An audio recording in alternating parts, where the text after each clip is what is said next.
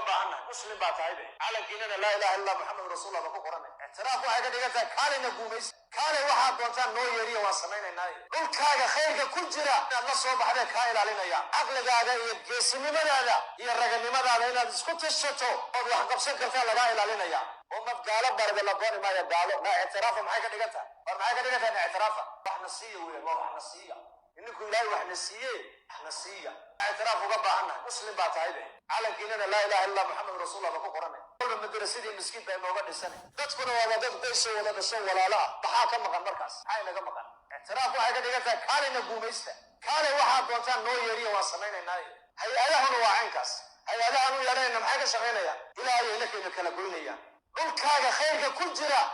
إن الله صوب حدا كايل علينا يا عقل هذا يجسم من هذا iyo raganimadaada inaad isku tashato oo wax qabsan kartaa laga ilaalinaya gacmaha in laga xira la rabaa iyo inaad sugto oo tiraado iyaga qaar ba abaaraha imanaya ku lacagaysta saamowta qana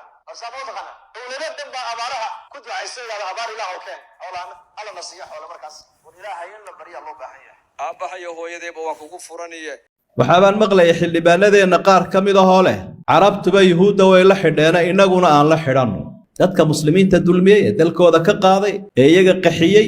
ina xiriir la yeelataan iyo gacaltooyo dadka saasmay waa dhaalimiin bulahay subhanahu wa ta'ala dadkanina waxay moodayaan ballan iyo ahdi ay la galaan yahuudiin ay ku joogayaan ilaahay baa aad uga warramay ballanta yahuudu inaan ahayn mid la isku halayo lagu xisaabtamo aw kullama ahadu ahda nabadahu fariiqun minhum bal aktharuhum la yu'minun ballan kastay galaan dabada ka tuuraan bulahay baqaaladoodu waxay laysa calayna fil ummiyina sabiil ummadaha annaga naga soo haray waxooda haddaanu qaadano wadana lagu ciqaabona lagu cadaabaaba ma jirto waa xalaal quraanka bay noo sheegayba in yahuudda la isku arjiskareeyo la isku dhaweeyo oo la saaxiibo oo ay isleeyihiin malaha hogaamintii caalamka hadda door weyn ku leeyihiin markaasi ay idinku kordhiyaan magac iyo manfac iyo mansab balada yahuud maanta ka ag dhawaada maadaama Yurub iyo Mareykan xambaarsayn kuraasta baadilka ku fadhidaan muslimka ka haysataana ay idinku xejin karaan walaaltinimada iyo insaaniyada la ilaalinayo islaamkuna waxba kama qabo oo nabi maxamed sallallahu alayhi wasallam yahuudi madiina la heshiiyay oo ayadaha suuratul mumtahina ku sugan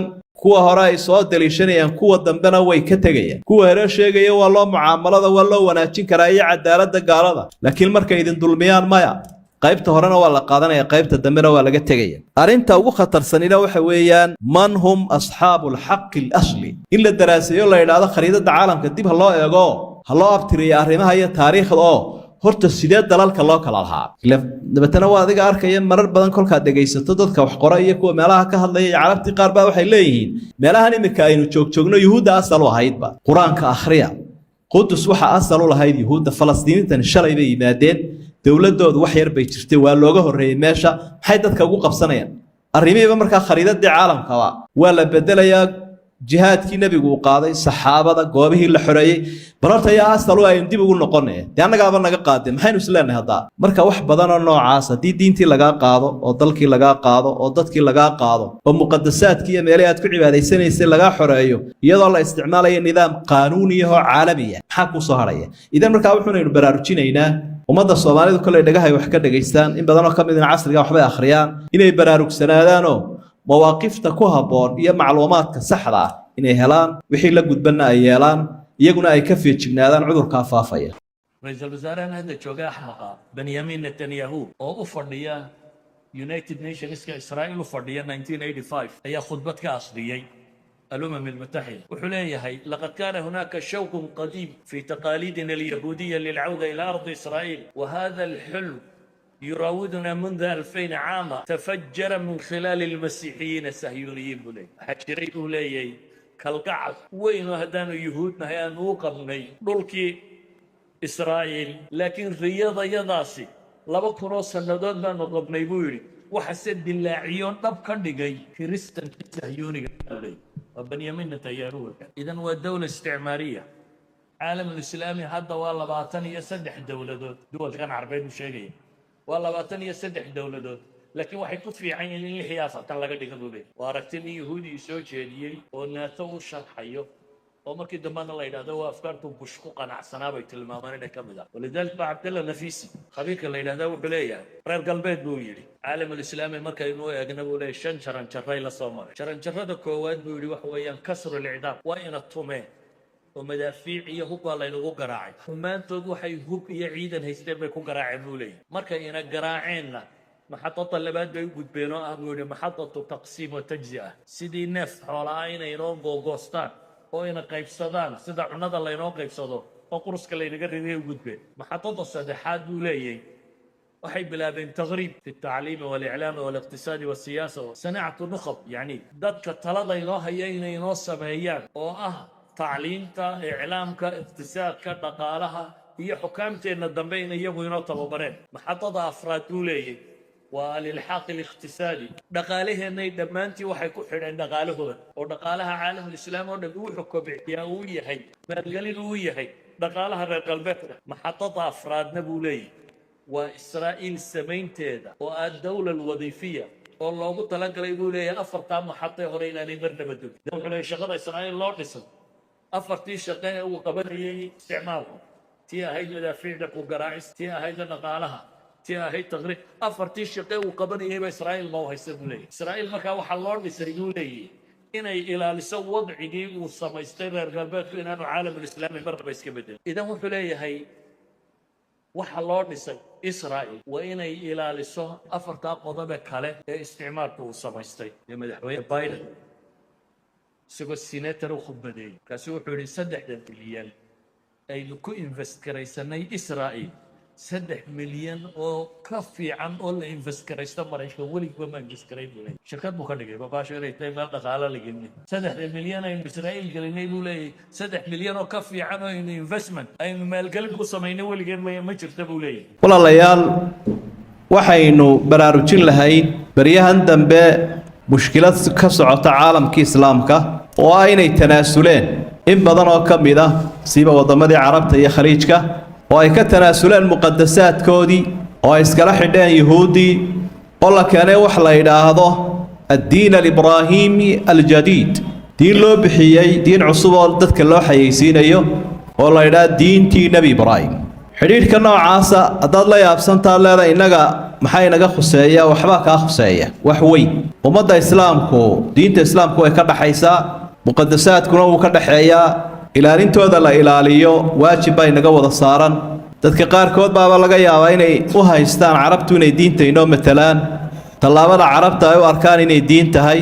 ama lagu dayan karaba waxaan maqlay xildhibaanadeena qaar kamid ah oo leh carabtuba yahuuda way la xidheena inaguna aan la xidhanno waxay naga khuseeyaa hankeenu inuu gaarsiisnaado han caalami inuu noqdo ummadaha walaalaheena haddayna wuxuu tari karaynin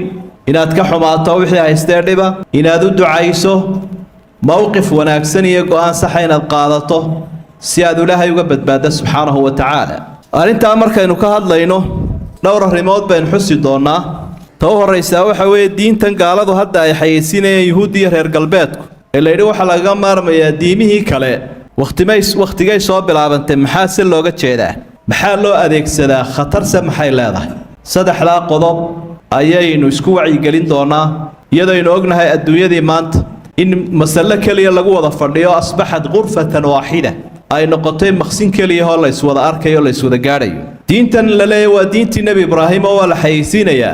أو واحد لقوم بدينا يا سدح دي مود يهودية دا كريستن كي إسلامك وحيصاب العبنتي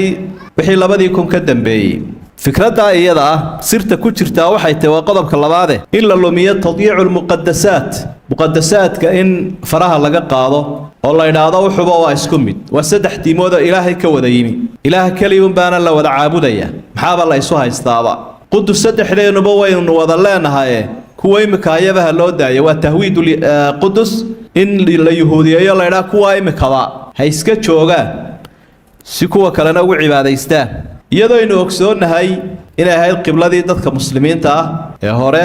قرآن كان إلهي سبحانه وتعالى وكذا هذا يسدو كرامي قابتي النبي محمد لقوا عسومين هاي صلى الله عليه وسلم مركو النبي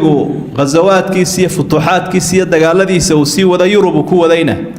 ما له كوش هاي سناوي كم ده هاي قدس حرية لكن هاي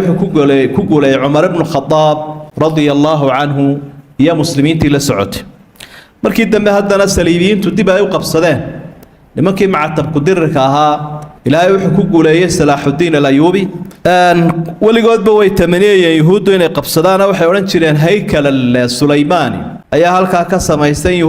nasaaraduna waxay odhan jireen waa meeshii ciise uu ku dhashay kuna soo degi doono arrinta sirta labaad ee ku jirtaa waxa weeye at-tadbiicu maca al-yahuud wa tasallufu ilayhim وخاصة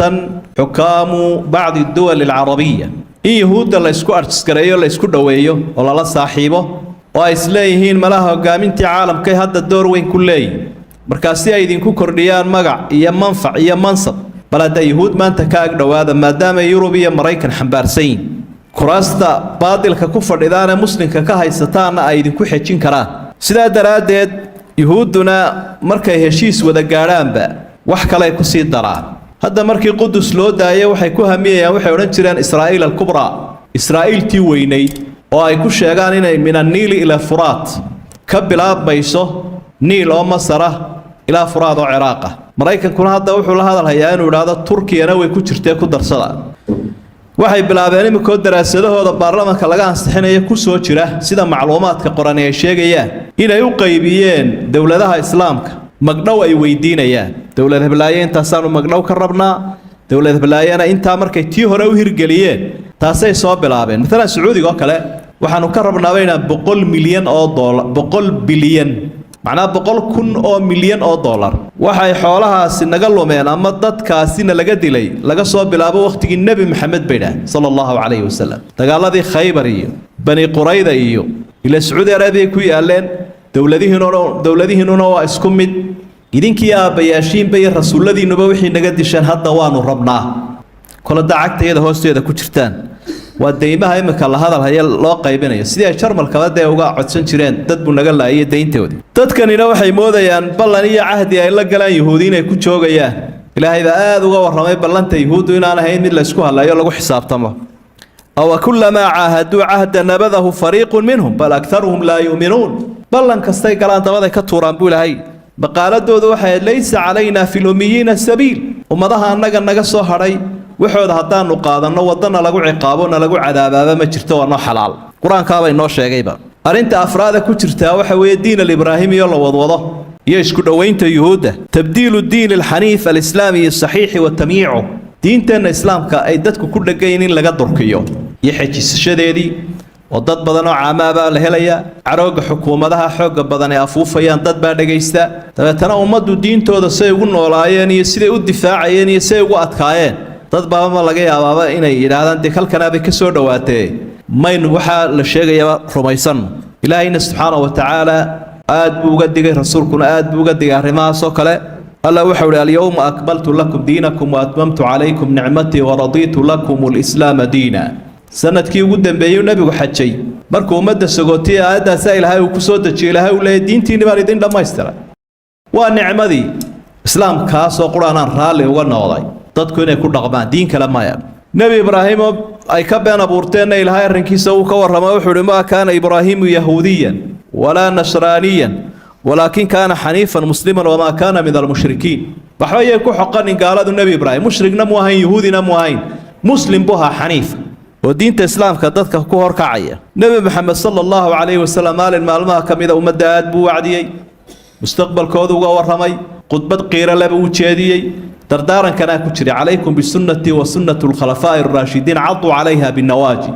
وحبا صوت الدولة يصوص عليه diintayda iyo sunnadayda haysto oo gooska ku qaniina buu lahaa rasuulku sallallahu alayhi wasallam arintan iyada marka la wadwado waxa looga jeedaa arinta shanaada tadyiicu xaq al-filistiniin wa takhdiiruhum wa tahjiiruhum ummadii walaalaheena dalka deganaa muqaddasaadka muslimiinta u ilaalinaya Falastiin